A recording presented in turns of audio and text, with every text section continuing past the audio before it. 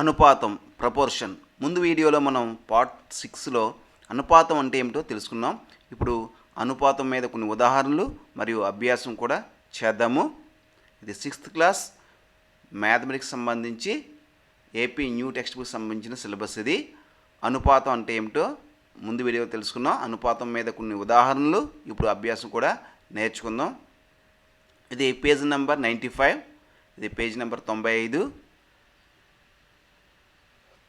కింది ఉదాహరణలను గమనించండి. స్టాలిన్ 2 కిలోగ్రాముల కమలా పండ్లను 160 రూపాయలకు అమ్మాడు. కృష్ణ 5 కిలోగ్రాముల కమల పండ్లను 400 రూపాయలకు అమ్మాడు. ఎవరి వద్ద కమలా పండ్లు ఎక్కువ ఖరీదుగా ఉన్నాయి? స్టాలిన్ 2 కిలోగ్రాముల కమలా పండ్లను 160 రూపాయలకు అమ్మాడు. అంటే 1 కిలోగ్రామ్ ఎంత అవుతుంది? 80 రూపాయలు అవుతుంది. సో ఈజీగా మనం తెలుసుకోవచ్చు ఇక్కడ. నెక్స్ట్, కృష్ణ 5 కిలోగ్రాముల కమలా పండ్లను 400 రూపాయలకు అమ్మాడు. అంటే 5 కిలోగ్రాములు, 1 కిలోగ్రామ్ ఎంత అవుతుంది? 80 రూపాయలు అవుతుంది. ఇతను 80 రూపాయలకి అమ్మాడు, ఇతను 80 రూపాయలకి అమ్మాడు. కాబట్టి ఇక్కడ ఇద్దరు కూడా సమాన రేషియోలోనే, సమాన నిష్పత్తిలోనే అమ్మడం జరిగిందని చెప్తాం మనం ఇక్కడ. ఎవరు కూడా ఎక్కువ ఖరీదుగా అమ్మలేదు. ఓకే, దీన్ని నిష్పత్తి రూపంలో చెప్పేటప్పుడు చూడండి ఒకసారి. స్టాలిన్ అమ్మిన కిలోగ్రాములు అంటే ఎన్ని కిలోగ్రాములు అమ్మేడు వాడు? 2 కిలోగ్రాములు అమ్మాడు. కమలా పండ్లు 160 రూపాయలకి అమ్మాడు, ధర ఇది. నెక్స్ట్, కృష్ణ 5 కిలోగ్రాములను అమ్మాడు, వాడుకు వచ్చిన ధర 400 రూపాయలు. సో ఇక్కడ మనం అమ్మిన కిలోగ్రాములు అంటే బరువుల నిష్పత్తి ఇక్కడ తీసుకున్నాం మనం. ఈ బరువుల నిష్పత్తిని స్టాలిన్ ఈస్టు కృష్ణ అంటే ఎంత అవుతుంది? 2:5. ఇప్పుడు ధరల నిష్పత్తి తీసుకుందాం. 160:400. సో 160:400 అన్నప్పుడు ఇక్కడ మనకి 0 క్యాన్సిల్ అయిపోతుంది. సో మనకి 16:40 మిగిలింది. ఇక్కడ మనకి 8 16, 8 5 40 ఇలా క్యాన్సిల్ చేసుకోవచ్చు. 2:5 వచ్చింది. సో ఇక్కడ ధరల నిష్పత్తి ఏమో 2:5 ఉంది, బరువుల నిష్పత్తి ఏమో 2:5 ఉంది. సో ఇక్కడ మనం ఏం చెప్పచ్చు? ఇప్పుడు ఇద్దరు కూడా సమాన నిష్పత్తిలోనే అమ్మడం జరిగిందని చెప్తామన్నమాట. బరువుల నిష్పత్తి = ధరల నిష్పత్తి. 2, 5, 160, 400 అనుపాతంలో ఉన్నవి అని అంటాం. ఈ సందర్భంలో ఏం చెప్పొచ్చు? ఇప్పుడు మనం 2, 5, 160, 400. Order is very very important. So 2, 5 తర్వాత 160, 400 ఇవన్నీ కూడా, ఈ రాసులన్నీ కూడా అనుపాతంలో ఉన్నవి అంటాం. అనుపాతంలో ఉన్నవి అన్నప్పుడు మనం ఏం చెప్తామంటే అంత్యముల లబ్ధము = మధ్యముల లబ్ధము అని కూడా చెప్పవచ్చు. సో అనుపాతంలో ఉన్నప్పుడు ఏవైనా 4 రాసులు అనుపాతంలో ఉన్నాయి అంటే మనం వెంటనే ఒక సూత్రం జ్ఞాపకపెట్టుకోవాలి. అదేంటంటే అంత్యముల లబ్ధము అంటే చివరి పదాల లబ్ధము. అంటే చివరి 2 పదాలను గుణిస్తే వచ్చే జవాబు ఎంత ఉంటుందో మధ్య పదాలను గురించినప్పుడు వచ్చే జవాబు కూడా అంతే ఉంటుంది. దానిని 2:5 ఈజ్ యాజ్ 160:400గా రాయవలెను. సో అనుపాతంలో ఉన్నవి అనగానే ఆ రాసుల్ని మనం ఈ విధంగా గుర్తులు ఉపయోగించి రాస్తాం. అంటే 2:5 డబుల్ అని కూడా అనొచ్చు, లేదా ఈజ్ యాజ్ అని కూడా చదవచ్చు. 160:400 అని రాస్తాం వెంటనే. సో అనుపాతంలో ఉన్నవి అనగానే వెంటనే మనం ఇది రాయాలి. ఇది రాసిన వెంటనే మళ్ళీ ఇంకో సూత్రం రాస్తాం. ఏంటంటే 2 మరియు 400 అనేవి అంత్యములు అంటే చివరి పదాలు. 5, 160 అనేవి మధ్యాలు అంటారు, మధ్య పదాలు అంటారు. అంత్యముల లబ్ధం తీసుకుందాం. 2 × 400 = 800. సో అదేవిధంగా మధ్యముల లబ్ధము 5 × 160 తీసుకుందాం. 5 160 800.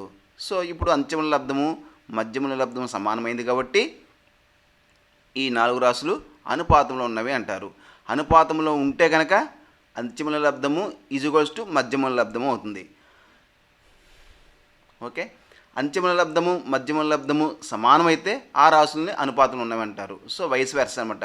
పై జరిగితే కింద జరుగుతుంది, కింద జరిగితే పై జరుగుతుందని మనం చెప్పుకోవచ్చు. నెక్స్ట్, అంత్యముల లబ్ధం ఈజ్ టు మధ్యముల లబ్ధం. తర్వాత ఇప్పుడు మనం అర్థం చేసుకోవాల్సింది ఏంటంటే, ఏమైనా రెండు నిష్పత్తులు అనుపాతంలో ఉంటే, అంటే నిష్పత్తులు సమానంగా ఉంటే కనుక అవి అనుపాతంలో ఉన్నాయని అంటాం. అంత్యముల లబ్ధం ఈజ్ టు మధ్యముల లబ్ధం అని రాస్తాం. A's to B is as C's to D అయితే, అంటే ఏబిసిడీలు అనుపాతంలో ఉన్నాయి అనుకుంటే కనుక అప్పుడు అంత్యముల లబ్ధము A into D is equals to B into C. Okay, మరొక విధంగా ఏం చెప్పొచ్చు అంటే, దీన్నే రెండు నిష్పత్తుల యొక్క అంత్యముల లబ్ధము మధ్యముల లబ్ధానికి సమానమైన అవి రెండు అనుపాతంలో ఉన్నాయని అంటాం. సో ఇక్కడ చూడండి, A into D is equals to B into C అయితే కనుక A's to B is as C's to D అని అంటామన్నమాట. సో ఇక్కడ ఏంటంటే మనం జ్ఞాపకం పెట్టుకోవాల్సిందంటే, సపోజు ఏబిసిడిలు అనుపాతంలో ఉన్నాయి అన్నాడు, అనుపాతంలో ఉన్నాయి అని అన్నాడు. వెంటనే మనం ఏం రాయాలంటే A's to B is as C's to D అని రాసుకుని this implies A into D is equals to B into C అని రాస్తాం. అంటే అంత్యముల లబ్ధము ఈజ్ ఈక్వల్స్ టు మధ్యముల లబ్ధం అని వెంటనే రాసుకోవాలన్నమాట అనుపాతంలో ఉన్నాయంటే. అలా కాకుండా వాడు ఎప్పుడైనా సరే 4 రాసులు ఇచ్చాడు, ఏబిసిడీలు అనుపాతంలో ఉన్నాయా అని అడిగాడు. అప్పుడు మనం ఏం చేయాలి, అనుపాతంలో ఉన్నాయా లేదా తెలుసుకోవాలంటే ఏం చేయాలి, అంత్యముల లబ్ధం కడతాం, ఏ ఇంటూ డి కడతాం, ఏదో సమ్ వాల్యూ ఎక్స్ వచ్చింది. అలాగే బి ఇంటూ సి కట్టాం, మధ్యముల లబ్ధం కట్టాం, దీని వాల్యూ కూడా ఎక్స్ వచ్చింది. సో ఈ రెండింటి యొక్క విలువలు ఎక్స్ అయినాయి కాబట్టి ఏబిసిడీలు అనుపాతంలో ఉన్నాయి అని చెప్తామాట. ఓకే, ఇప్పుడు చూడండి, కింది పదములు అనుపాతంలో ఉన్నవో లేదో సరి చూడండి అని 4 లెక్కలు ఇవ్వడం జరిగింది. మొదటి లెక్క చూద్దాం. 5, 6, 7, 8 అనుపాతంలో ఉన్నాయా లేదా మనం సరి చూడాలి. సో ముందుగా ఇచ్చిన రాసులు రాద్దాం. రాసులు ఏం రాసులు ఇచ్చాడు వాడు, 5, 6, 7, 8 ఇచ్చాడు. ముందుగా మనం అంత్యముల లబ్ధం కడదాం. అంత్యముల లబ్ధం ఈజ్ ఈక్వల్స్ టు, అంత్యములు అంటే చివరి పదాలు, 5 ఇంటూ 8 ఎంత వచ్చింది, 5, 8, 40 వచ్చింది. నెక్స్ట్ మధ్యముల లబ్ధము, మధ్యముల లబ్ధం అని కడతాం. That is equals to 6 into 7, 6 7 42 వచ్చినాయి. మరి ఈ రెండు సమానమా, కాదు కదా, 40 is not equals to 42. So 40, 42 సమానం కాదు కాబట్టి 5, 6, 7, 8 అనుపాతంలో లేవు. దేర్ ఫోర్ 5, 6, 7, 8 అనే రాసులు అనుపాతంలో లేవు అని రాస్తాం. సో అనుపాతంలో లేవు అని రాస్తాం. Next very very important bit దీంట్లో వస్తుంది, జాగ్రత్త చూసుకోవాలి. నెక్స్ట్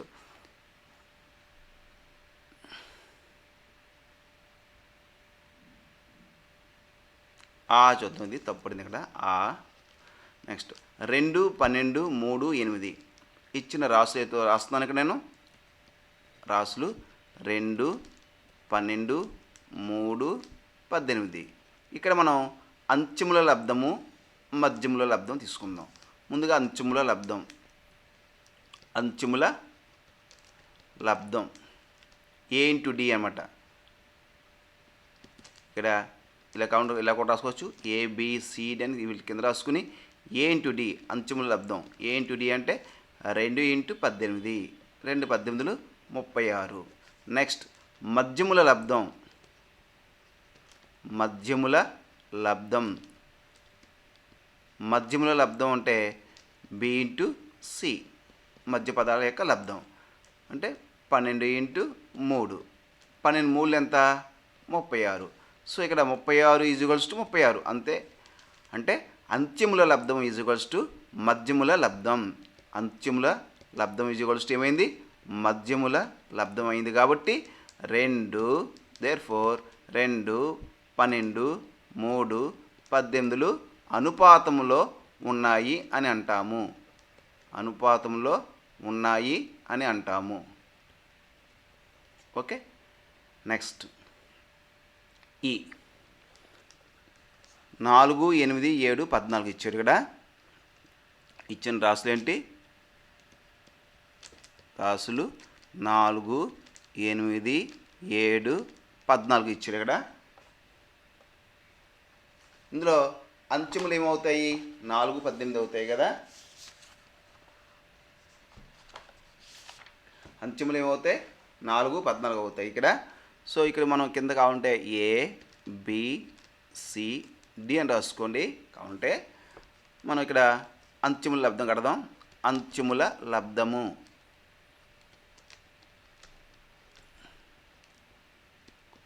ఇది అంచెములు అంటే 4, 14. సో 4 × 14. లబ్ధం అంటే గుణకారం మనకు తెలిసిందే కదా. 4 14 ఎంత? 4 14 56. నెక్స్ట్ మధ్యముల లబ్ధం. మధ్యముల లబ్ధం ఈజ్వల్స్ టు 8 ఏళ్ళు 56. ఇప్పుడు అంత్యముల లబ్ధము ఈజ్వల్స్ టు ఏమైంది? మధ్యముల లబ్ధం ఎంత వచ్చింది? 56 వచ్చేసింది కదా. దేర్ఫోర్ 4, 8, 7, 14 అనుపాతంలో ఉన్నాయి. అనుపాతంలో ఉంటాయి లేదా ఉన్నాయి. నెక్స్ట్ ఈ చూద్దాం. ఇప్పుడు ఇచ్చిన రాసులు ఏంటి? ఇచ్చిన రాసులను రాయొచ్చు లేదా రాసులను సింపుల్గా రాసుకోవచ్చు. ఇచ్చిన రాసులు 2, 12, 3, 18. దీంట్లో అంత్యముల లబ్ధం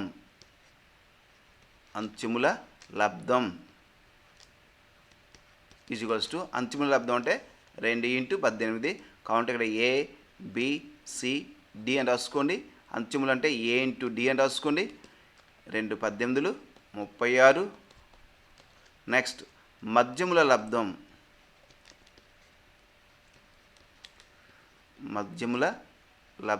is equals to B × C, that is equals to 12 × 3. 12 3 36. Therefore A × D is equals to B × C అయింది. అంటే అంత్యముల లబ్ధం ఈజ్వల్స్ టు మధ్యముల లబ్ధం.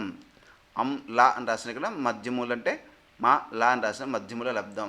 2 సమానమైంది. ఎంత వచ్చింది? 2ని 36 వచ్చింది. దేర్ఫోర్ 2, 12, 3, 18 అనుపాతంలో ఉంటాయి. నెక్స్ట్ ఇప్పుడు ఇంకొక ఉదాహరణ చూద్దాం. ఉదాహరణ 8. అనుపాతంలో ఉన్న కింది నిష్పత్తుల యందు ఖాళీలను పూరించండి. అనుపాతంలో ఉన్న కింది నిష్పత్తుల యందు ఖాళీలు పూరించండి. సో అనుపాతంలో ఉన్నాయి అని వాడి ఇచ్చేసాడు. అంటే 15:19 ఈజ్వల్స్ టు -57 అని వాడి ఇచ్చేసాడు. సో మనం దీన్ని చేద్దాం. ఇప్పుడు సాధన ఇవ్వబడిన నిష్పత్తులు అనుపాతంలో ఉన్నవి కావున అనుపాతంలో ఉన్నవని వాడు ఇచ్చేసాడు కాబట్టి అంత్యముల లబ్ధము ఈజ్వల్స్ టు మధ్యముల లబ్ధము. ఆ ఖాళీ యందు ఉంచవలసిన సంఖ్య ఎక్స్ అనుకుంటే ఇక్కడ మనం ఎక్స్ అనుకుందాం. ఎక్స్ అనుకుంటే అప్పుడు ఏమవుద్ది? అంత్యముల లబ్ధము అంటే 15 × 57 ఈజ్వల్స్ టు 19 × ఎక్స్ అవుతుంది. అంటే 15:19 ఈజ్వల్స్ టు ఎక్స్ ఈజ్ టు 57 అని రాసుకున్నాం అక్కడ. ఇప్పుడు అంత్యముల లబ్ధము అంటే 15 × 57 ఈజ్వల్స్ టు 19 × ఎక్స్ అని రాయొచ్చు. లేదా దీన్ని 19xని ఇక్కడ ఎడమవైపుని రాసుకుంటాం. ఇంచేత ఎక్స్ గురించి మనం రాసుకోవాలి. ఎడమవైపుని రాసుకోవచ్చు. ఎలా రాసుకోవచ్చు అంటే suppose A × B equals to B × A కదా. ఏ × బి అయినా బి × ఏ అయినా ఒకటే కదా. సో ఇది ఇక్కడ రాసిన ఒకటే కదా. అదేవిధంగా ఇది లెఫ్ట్ సైడ్ రాసుకోవచ్చు, ఇది రైట్ సైడ్ రాసుకోవచ్చు. So 19 × X ఈజ్వల్స్ to 15 × 57. ఇక్కడ 19 ఏం చేస్తుంది? ఇక్కడ గుణిస్తుంది. ఈ పక్క వస్తే దీన్ని భాగిస్తుంది. అంటే ఈ పక్కన ఏం మిగులుతుంది? మనకి ఎక్స్ మిగులుతుంది. X ఈజ్వల్స్ to 15 into 57/19. ఈ 19 వచ్చి దీన్ని భాగిస్తుంది.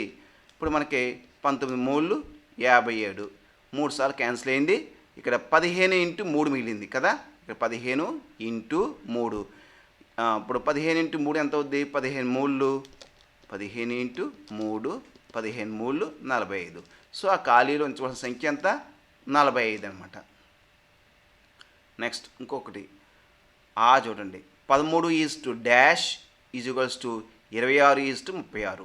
ఇప్పుడు ఈ ఖాళీలో ఉండే సంఖ్య ఏటో మనం కనుక్కోవాలి, అంతే కదా. 13 ఇక్కడ ఉండే ఈ సంఖ్య కనుక్కోవాలి. 26:36 అని వాడు ఇచ్చాడు, అంటే ఈ రెండు నిష్పత్తులు అనుపాతంలో ఉన్నవని వాడే ఇచ్చేసాడు. ఖాళీలో ఉంచవలసిన సంఖ్యను y అనుకుందాం ఇక్కడ.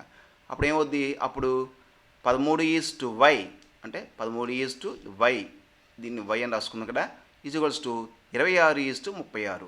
అప్పుడు మనకి అంత్యముల లబ్ధము ఈజ్వల్స్ టు, ఇది అంత్యములు 13 into 36 is equals to y into 26. అంత్యముల లబ్ధము ఈజ్వల్స్ టు మధ్యముల లబ్ధము 13 into 36 is equals to y into 26. ఇక్కడ y ఇంటూ 26 అనేది కుడివైపున ఉంది కాబట్టి దీన్ని ఎడవైపు రాసుకోవచ్చు. y ఇంటూ 26 ఈజ్వల్స్ టు 13 ఇంటూ 36 అని రాసుకోవచ్చు. ఇక్కడ 26 గుణిస్తుంది, ఈ పక్క వస్తే భాగిస్తుంది. సో ఇప్పుడు ఏమైంది? y ఈజ్వల్స్ టు 26 ఈ పక్క వచ్చేస్తే దీన్ని భాగిస్తుంది కదా, 13 ఇంటూ 36/26. ఇక్కడ మనకి 13 ఒకట్ల 13, 13 రెళ్ళు 26, మళ్ళీ 2 ఒకట్ల 2, 2 18 36. పైన ఏం మిగిలింది? 1 ఇంటూ 18 కింద 1 మిగిలింది. 18 18/1 అంటే 18. ఖాళీలో ఉంచవలసిన సంఖ్య ఎంత అవుతుంది? ఇప్పుడు మనకి 18 అవుతుంది. ఓకే, ఇక్కడ ఆన్సర్ ఎంత? 18 అన్నమాట. ఇది ఇంపార్టెంట్, ఇటువంటి బిట్స్ రావడానికి ఎక్కువ అవకాశం ఉంటుంది. ఉదాహరణ 9, వెంకట్ 25 కిలోగ్రాముల బియ్యాన్ని 1200 రూపాయలకు అమ్ముతున్నాడు. రహీం 75 రూపాయల కిలోగ్రామ్ బియ్యాన్ని 3600 రూపాయలకు అమ్ముతున్నాడు. వారి రేట్ల నిష్పత్తి అనుపాతంలో ఉన్నాయా అని అడుగుతున్నాడు. సో వెంకట్ ఏమో 25 కిలోగ్రాముల బియ్యాన్ని 1200 రూపాయలకు అమ్ముతున్నాడు. రహీము 75 కిలోగ్రాముల బియ్యాన్ని 3600కి అమ్ముతున్నాడు. వారి రేట్ల నిష్పత్తి అనుపాతంలో ఉన్నాయా లేదని అడుగుతున్నాడు. ఇక్కడ పద్ధతి ఒకటి ఏంటంటే, ముందుగా బరువుల నిష్పత్తి తీసుకుందాం. బరువుల నిష్పత్తి ఏంటి? 25 కిలోగ్రాములు 75 కిలోగ్రాములు, 25:75 కట్టాడు. అంటే 25 ఒకట్ల 25, 25 మూలు 75. కాబట్టి మనం పక్కన వేసి చూసుకోవచ్చు, 25/75 అని రాయొచ్చు. 25:75ని 25 ఒకట్ల 25, 25 మూలు 75 అంటే 1/3. 1/3 అంటే 1:3 నిష్పత్తి. నెక్స్ట్ బరువుల నిష్పత్తి కట్టేసాం. ఇప్పుడు అమ్మిన రేట్ల నిష్పత్తి కడదాం. 1200 రూపాయలు 3600 రూపాయలు. సో బియ్యం ధరల నిష్పత్తి 1200 రూపాయలు ఈస్టు 3600. సో ఇక్కడ మనకి ఈ 0 క్యాన్సిల్, ఈ 0 క్యాన్సిల్. 12 ఒకట్ల 12, 12 మూలు 36. ఇలా డైరెక్ట్ కూడా చేసేయచ్చు. 1:3 వచ్చింది. సో రేట్ల నిష్పత్తి కూడా ఇక్కడ సమానంగా ఉంది బరువుల నిష్పత్తితో. నిష్పత్తులు రెండు సమానం కావున అవి అనుపాతంలో ఉన్నాయి అని అంటాం. ఇప్పుడు అనుపాతంలో ఉన్నాయి కదా. ఇంకో విధంగా ఎలా చేయొచ్చు? పద్ధతి 2 ఏంటంటే, ఇచ్చట నిష్పత్తులు 2 25:75 మరియు 1200:3600. ఇప్పుడు ఏం చేస్తామంటే అంతిముల లబ్ధము ఈజ్వల్స్ టు మధ్యముల లబ్ధం కడతాం, అనుపాతంలో ఉన్నాయా లేదా తెలుసుకోవడం కోసం. అంతిముల లబ్ధము 25 ఇంటూ 3600 ఈజ్వల్స్ టు 90,000 వచ్చింది. మధ్యముల లబ్ధము 75 ఇంటూ 1200 దట్ ఈజ్ 90,000 వచ్చింది. సో అంతిముల లబ్ధం ఈజ్వల్స్ టు మధ్యముల లబ్ధం కాబట్టి 25, 75, 1200, 3600 అనుపాతంలో ఉన్నవి అని అంటాం. సో ఈ విధంగా మనం ఉదాహరణ లెక్కలు చేయవచ్చు. ఇప్పుడు నెక్స్ట్ అభ్యాసం 6.2లోకి వద్దాం. ఓకే, నెక్స్ట్ వీడియోలో ఈ అభ్యాసం 6.2 చేద్దాము. ఇప్పుడు నెక్స్ట్ వీడియోలో చేద్దాం.